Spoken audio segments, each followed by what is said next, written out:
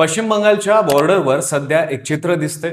हजारो माणसं बॉर्डरच्या दिशेने धावताय. त्यांच्या हातात कागदपत्र आहेत. त्यांना बांगलादेशला जाण्याची घाई आहे आणि पहिल्यांदाच त्यांच्यात भीती दिसत आहे. ते बीएसएफच्या जवानांना विनंती करताय की आम्हाला जाऊ द्या, आम्हाला इथं राहायचं नाही, आम्हाला आमच्या देशात परत जायचंय. हे लोक बांगलादेशी नागरिक आहेत जे गेल्या अनेक वर्षांपासून पश्चिम बंगालमध्ये बेकायदेशीरपणे राहत होते, निवडणुकीत मत देत होते, सरकारी योजनांचा फायदा घेत होते, पण आज ते स्वतःहून भारत सोडून पळत जात आहेत. शेवटी असं काय झालं जे या घुसखोरांनी स्वतःहून पळण्याचा निर्णय घेतला? पश्चिम बंगालच्या नवीन सरकारने असं कोणतं धोरण आणलं ज्याने भारतात राहिलेल्या लोकांना एका रात्रीत बॉर्डरवर आणून उभं केलं? सविस्तर समजू या व्हिडिओच्या माध्यमातून. नमस्कार, मी पंकज आणि तुम्ही पाहताय कसं काय. गेल्या महिन्यात पश्चिम बंगालमध्ये विधानसभा निवडणुकी झाल्या आणि इतिहास घडला. तृणमूल काँग्रेसचे दशकभराचे राज्य संपले आणि पहिल्यांदाच भाजप सत्तेत आली. शुवेंदू अधिकारी यांनी 9 मे रोजी मुख्यमंत्री पदाची शपथ घेतली. शुवेंदू अधिकारी हे काही वर्षानुवर्ष तृणमूल मधून बाहेर पडले होते. निवडणुकीत त्यांनी स्पष्ट आश्वासन दिलं होतं की सत्तेत आलो तर बेकायदेशीर घुसखोरांवर कडक कारवाई होईल, बांगलादेशी घुसखोरांना परत पाठवून दिलं जाईल. शपथ घेतल्यानंतर अवघ्या 24 तासात पहिली कॅबिनेट बैठक झाली आणि त्यात शुवेंदू यांनी स्पष्ट सांगितलं की बांगलादेशी घुसखोरांवर लवकरात लवकर ऍक्शन घेतली जाईल. पश्चिम बंगाल आणि बांगलादेश यांच्यात 2213 किलोमीटरची आंतरराष्ट्रीय सीमा आहे. यापैकी 1647 किलोमीटरवर फेन्सिंग झालेली आहे, पण अजूनही 570 किलोमीटर लांबीचा भाग उघडा आहे. हा उघडा भाग म्हणजे गेल्या कित्येक दशकांपासून घुसखोरीचा मुख्य मार्ग बनला आहे. 20 मे रोजी शुवेंदू अधिकारी यांनी नवं धोरण जाहीर केलं. धोरणाचं नाव होतं डिटेक्ट, डिलीट आणि डिपोर्ट. म्हणजे आधी घुसखोरांना शोध घ्यायचा, त्यांना वेगळं करायचं आणि मग देशातून हाकलायचं. हे धोरण जाहीर करताना शुवेंदू म्हणाले, जे लोक सीए म्हणजे नागरिकत्व दुरुस्ती कायद्याअंतर्गत सुरक्षित नाही ते सरळ बेकायदेशीर घुसखोर आहेत. राज्य पोलीस त्यांना अटक करतील आणि थेट बीएसएफच्या ताब्यात देतील. त्याच दिवशी राज्य सरकारने बीएसएफला सीमेवर फेन्सिंगसाठी 31.9 एकर जमीन देखील हस्तांतरित केली. पूर्ण प्रक्रिया अशी होती की घुसखोरांना परत पाठवण्यासाठी दिल्लीत परराष्ट्र मंत्रालयाकडून परवानगी घ्यावी लागायची. यात महिने नाही तर वर्ष जायचे.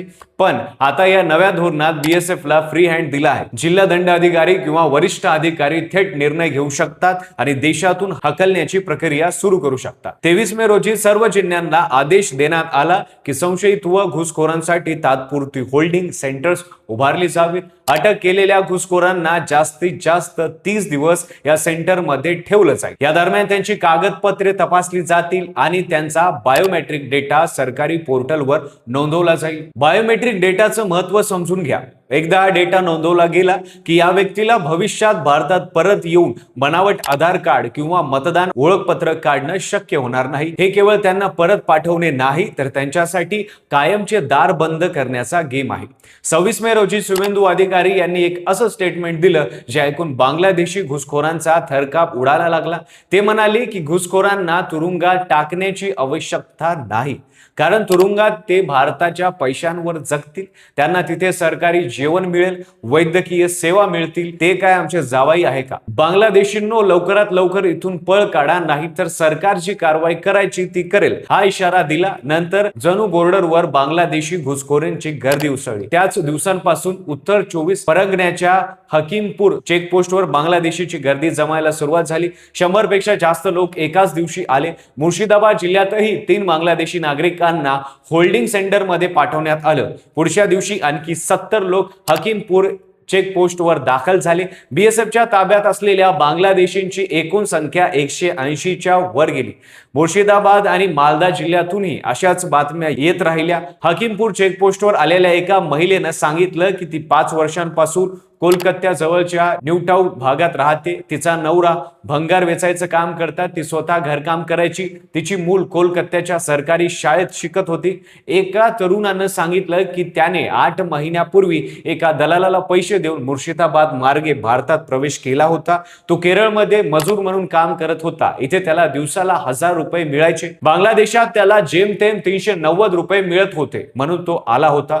बॉर्डरवर अशी अनेक कुटुंब आहेत जी 10 ते 15 वर्षांपासून अवैधपणे भारतात राहत होती. त्यांनी इथे घर बांधली, मुलांना शिकवलं, सरकारी कार्ड मिळवली, पण आता ते सगळं सोडून बॉर्डरच्या दिशेने निघाले. बीएसएफ आता त्यांच्या परतीची प्रक्रिया सुरू करते. आधी कागदपत्रांची पडताळणी होते, मग बांगलादेशाचे सैनिक म्हणजे बॉर्डर गार्ड बांगलादेश त्यांची ओळख पटवताय. दोन्ही देशांच्या सुरक्षा दलांच्या खात्रीनंतर या लोकांना परत बांगलादेशात जाण्याची परवानगी दिली जाते.